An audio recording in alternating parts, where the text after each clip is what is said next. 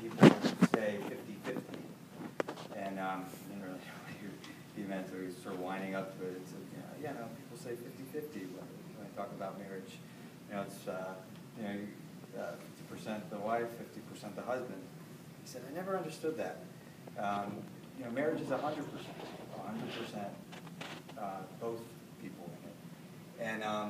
And that has always stuck with me, and I've tried to live in our marriage that way. And I just think about the way Mom and Dad have lived their marriage, and you start with, this sign over, this poster over here that my dad made, handmade for my mom at the beginning of their marriage, and the time that took to do that, and just the constant reminder that was of him being 100% in the marriage. And then, toward the end here, and every night, Mom and Dad, Dad laying in the hospital bed in the living room, Mom next to him, saying their prayers and singing songs together. And then I think about, just a few years ago, and getting a call on March 17th for a few years running from my mom and dad, and they were all decked out in green.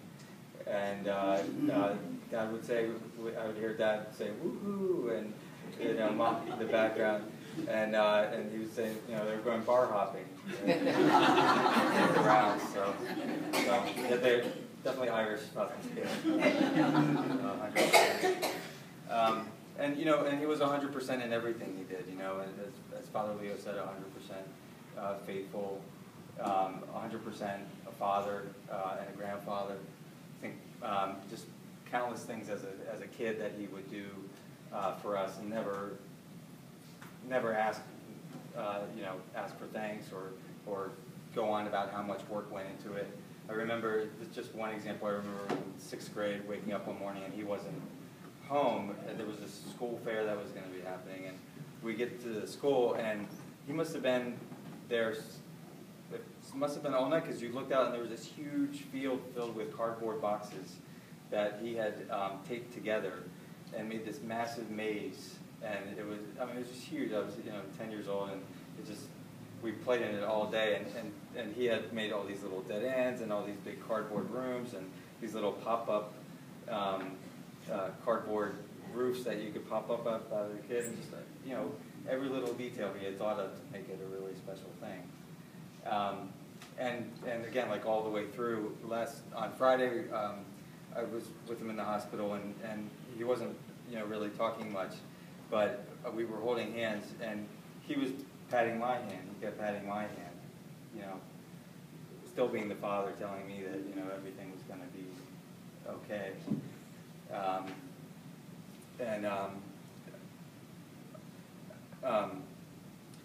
I remember, this is a missing odd, but I just think, he's going to be 100% with us forever. Just a little thing that happened the day that he died.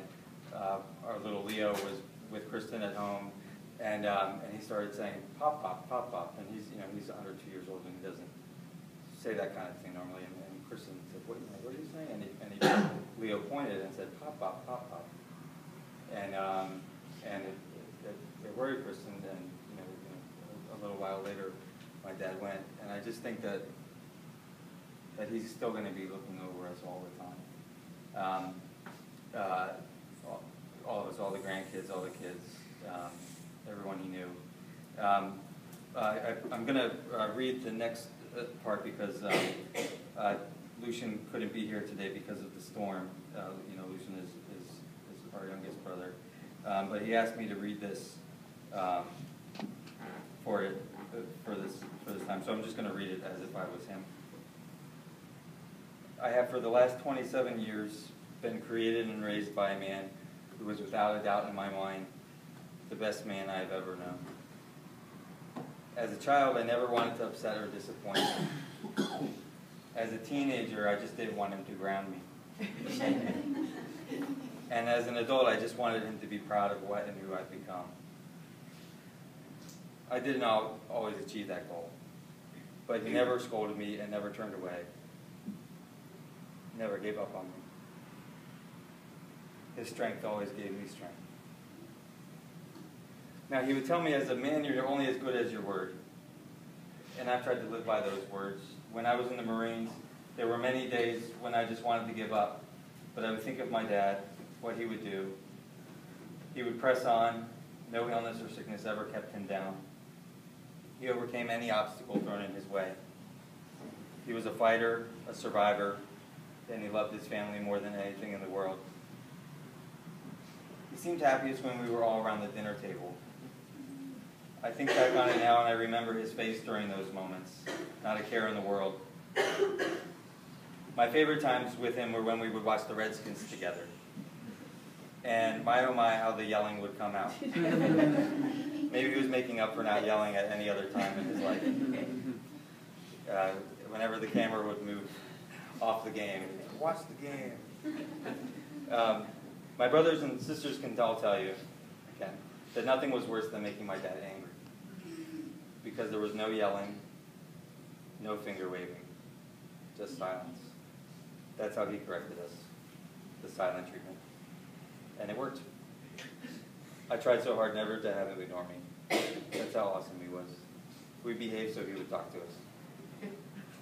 Because a day without my dad was a bad day. For my dad, it was never too late for anything. Starting a family in his late 40s was no easy task, I'm sure. But he did it and did it well. Then having me in his 60s just proved that he was in this for the long haul. That's just the type of man my father was. If you're going to do it right. 5 kids, no problem. And it wasn't for him. You see, my dad had a way about him, a positive attitude that was so infectious. He could make anyone having a bad day smile simply by saying, "Smile, you look better that way." He always knew what to say to make things not as bad as they seemed. Even now, he always told me how proud he was of how I was handling things. It meant so much to me then and even more now. Even though I can't see him face to face anymore, I still see him when I look in the mirror and when I look at my mom and my brothers, Brian and Kevin, and my sisters, Marie and Carol. He lives within us all. Everyone he knew and loved should feel so blessed he was in our lives, whether it was for a year, 27 years, or the whole 87 years of his long life. So instead of crying and mourning my father's death, celebrate his life and smile, because we all look better that way.